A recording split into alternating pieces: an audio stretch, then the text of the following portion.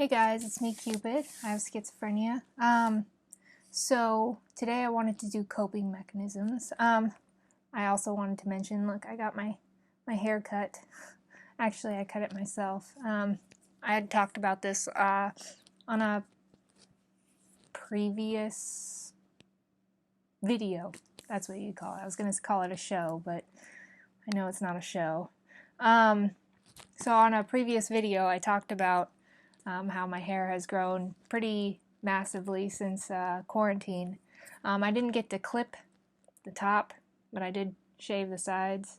I don't really want to clip the top because I might mess it up. I have done it before though, and I did okay, but I'm just I'm gonna wait. I'm gonna wait. So I want to do coping mechanisms because I haven't done that in a while. I kind of have done quite a few other videos in the meantime, and I have a lot of coping mechanisms, a lot of different papers on coping mechanisms. I go to groups, I talk to doctors, I get a lot of information from them. So this is something that I got from one of my groups that I've gone to. So this is questions that you should ask yourself when it starts to happen, when you start to have voices, hallucinations, psychosis, whatever. If you can acknowledge that it's happening, you should ask these questions. So let's start off. I have read this before. I have gone through this. So I already know these, but I think these can be some really helpful questions for other people. So first question is, what am I reacting to? It is something that people need to acknowledge. What exactly is the part about what they're saying and what they're doing that you're reacting to, because it helps you to overcome. So that is something to take into consideration. Is this fact or opinion? Is another thing to ask during these times. So, like when someone says you're stupid, like a voice says you're stupid, is that a fact or is that an opinion? That's an opinion. No one could be factually stupid, okay? There's no doubt about that. I know people are like, well, yeah, if they don't know this, they're stupid. Let me tell you one thing right now. Fact and opinion often are misconstrued. People think that their opinion is fact, when in all actuality, they're just an opinion. And you can't know the whole truth unless you have the whole truth. And if you don't know their backstory, everything they've been through, all of the things that they've done in their life, all the things that they've had to go through, everything, you don't know that, you can't know factually what kind of a person they are. And that's just the truth. You've never stood in their shoes, so you can't know.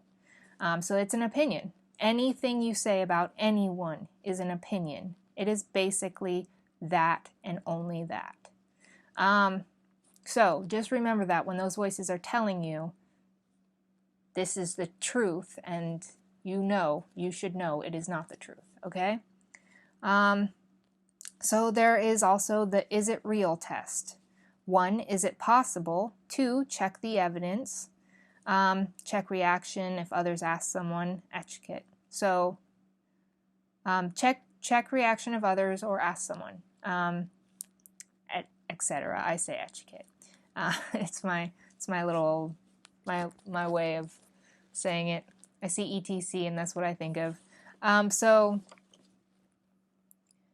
yes, so you can do the is it real test. I know that that's a reality check that a lot of people need to do. So another question, is it a voice or other sensory experience? Sometimes we confuse them because sometimes something comes with something else, and so you kind of confuse them as being the same. You should ask yourself, is it a voice or is it just a sensory experience? Because I know that when I feel like someone's touching me, voices sometimes kind of come along with that, and they tell me all kinds of things. And I wonder if it's my own voice, reacting, or if it's them trying to taunt me, whatever the case may be. So then the next question, what meaning am I giving this experience or thought? So you should always ask yourself what meaning. There is this saying, I don't know if a lot of people have heard it, but I'm trying to remember it now.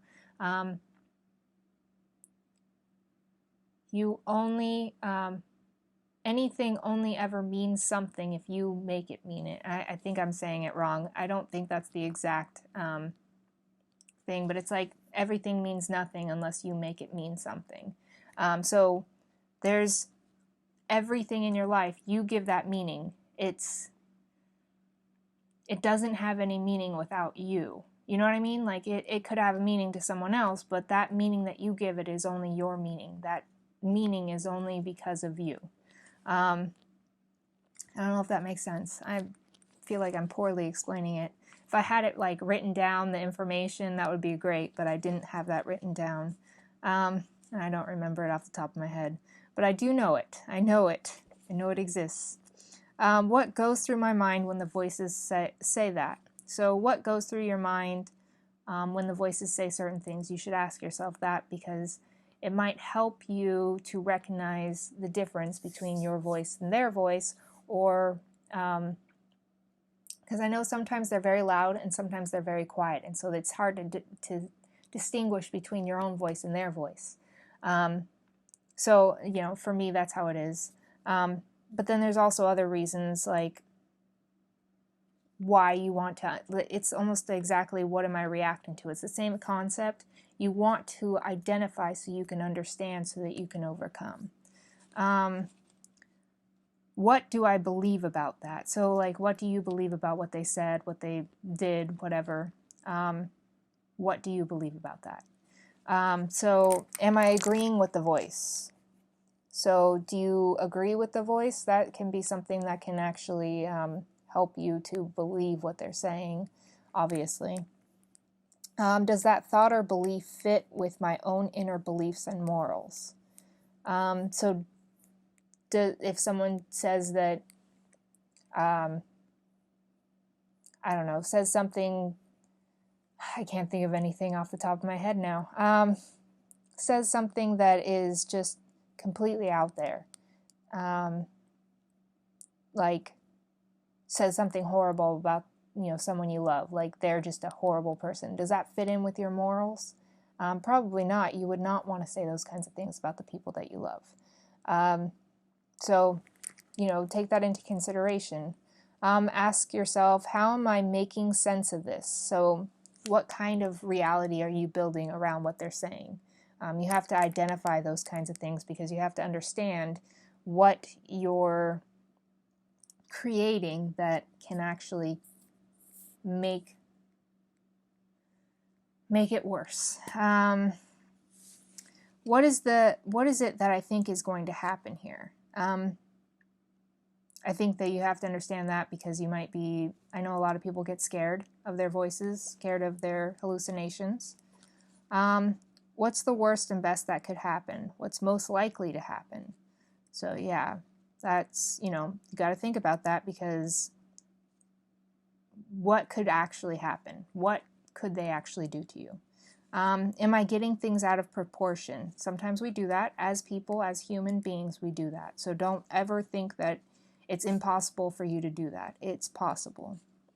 What's the bigger picture? Sometimes we only see what we're focused on. We don't see the whole picture, and so then we identify only with what we're focusing on. So you got to think about what's the bigger picture. How important is this really? How important will it be in 6 months' time? I like to think about that, because like small things sometimes upset me, but it's like certain things that would be more upsetting to me than it might be to someone else. So it's not a small thing, but then at the same time, it's something that I would not care about in 6 months. When you get upset about things, think about that. Is this going to matter 6 months down the line?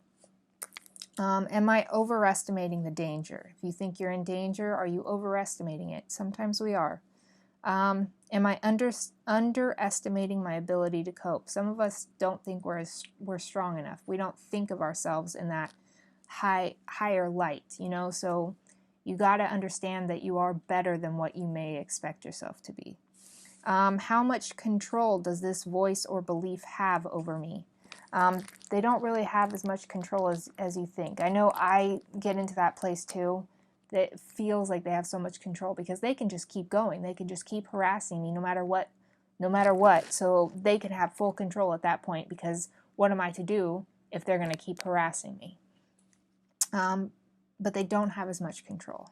Am I mind reading what others might be thinking? So do you think you're mind reading? That's a good question to ask yourself. Am I believing I can predict the future? It's a good question to ask yourself as well. I've been in the place for both of those. Is there another way of looking at this? So instead of just thinking about those two things, which I believe those things exist. I believe people can do that. Do I think that everyone can do it, and that they're perfectly on point? No, I don't think that. So you have to ask yourself, is there another way of looking at this? Is there something else that could be happening? And I'm not saying, oh, something's psychologically wrong with you. I think that there's plenty of other explanations, like maybe you're not mind reading, maybe you're connected to something else. There's a lot of explanations that there could be out there. I have spiritual beliefs, but I also think that if you don't have a spiritual belief, there is alternatives. Like maybe this is something you need to work on. Maybe it's pointing out something for you, you know? What advice would I give someone else in this situation? So if someone was going through it, what would you say? Am I putting more pressure on myself? So are you giving yourself more pressure than you normally would?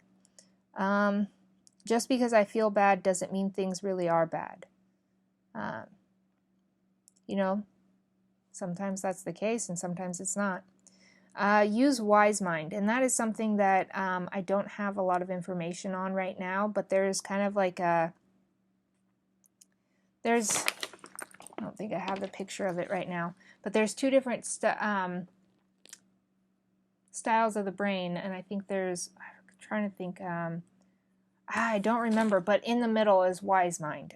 So it's kind of like that center of yourself where you know, you have one alternative and another alternative, but this is kind of like, this is where you need to stay. I don't know if that makes sense, but I don't have all of the, I did have a picture of it. I don't have it on this paper. So what do I want or need from this person or situation? What do they want or need from me? Is there a compromise? You know, sometimes making friends with your voices, I know this sounds bad, voices or even other visual hallucinations, they're all hallucinations. What am I talking about?